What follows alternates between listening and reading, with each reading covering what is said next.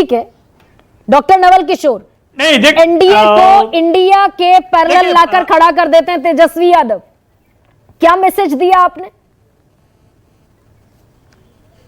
नहीं, वो बिल्कुल स्पष्ट मैसेज है कि अगर आप इंडिया को वोट नहीं देंगे, इसका मतलब एनडीए को वोट जा रहा है। उसमें एनडीए को वोट देने के लिए तेजस्वी यादव कहेंगे इस देश में नहीं, इस विश्व में कौन विश्वास करेगा? नहीं, वो बयान है डॉक्टर नवल किशोर। हम सेल्फ गोल हुआ और 2 दिन बाद उस पर क्लैरिफिकेशन भी आया। नहीं तो आ गया ना क्लैरिफिकेशन, तो फिर उसके बाद डिबेट का क्या मतलब बनता है? बंदा देखिए, सवाल ये है कि हम लगातार बिहार में सवाल पूछ रहे हैं मुद्दों पे, और वह देश के लिए, बिहार के लिए बहुत जरूरी मुद्दा है। अग्निवीर पे हम सवाल पूछ रहे हैं, इनसे पूछे कि बुजुर्गों को जो रेलवे में रियायत था वो क्यों बंद कर दिया था? लालू जी ने तो उस रेलवे को सबसे फायदे वाला क्षेत्र बनाकर दिया था इनको, वो कैसे उतना घाटा में चला गया?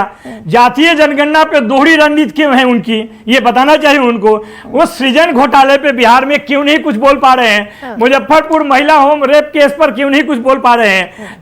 ग्रामीण 83% ग्रामीण युवा जो है वो बेरोजगार है। विशेष राज्य के दर्जा पे प्रधानमंत्री कितना झूठ बोलेंगे? 10 साल में 10 बार झूठ बोले।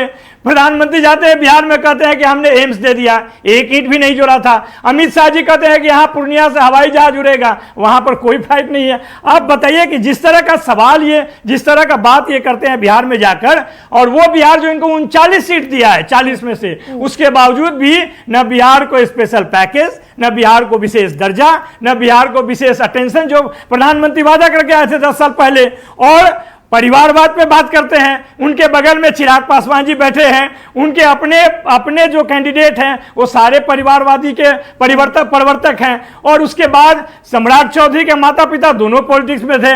तो ये बात जो कर रहे हैं, डॉक्टर नवल एक बात ये बताइए, नवल बेचैनी है। नवल, ये बेचैनी है या फिर अपने टर्फ पर खींचने की कवायद है? प्रधानमंत्री ने मंगलसूत्र की बहस शुरू की, देखिए पूरे विपक्षी खेमे में खलबली है। नहीं, बिल्कुल, देखिए, बिल्कुल खलबली नहीं है।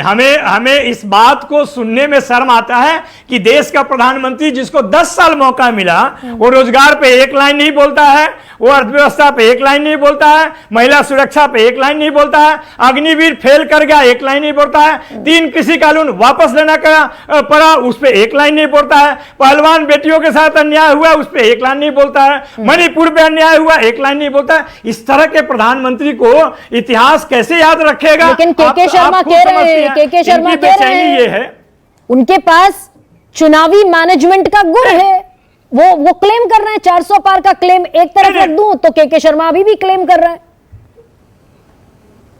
नहीं, अगर वो क्लेम कर रहे हैं तो घरबड़ाए के हुए हैं, हड़बड़ाए के हुए हैं, भटका के उड़ रहे हैं, देश में हिंदू मुसलमान के उड़ कर रहे हैं। जो हिंदू परंपरा का सबसे पवित्र सूत्र है उसको राजनीति उस पर क्यों कर रहे हैं?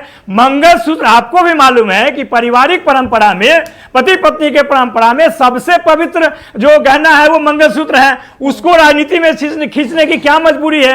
और ये वो प्रधानमंत्री कहते हैं जो नारी शक्ति की बात करते हैं। इसी से मैंने शुरुआत की, अगर आपने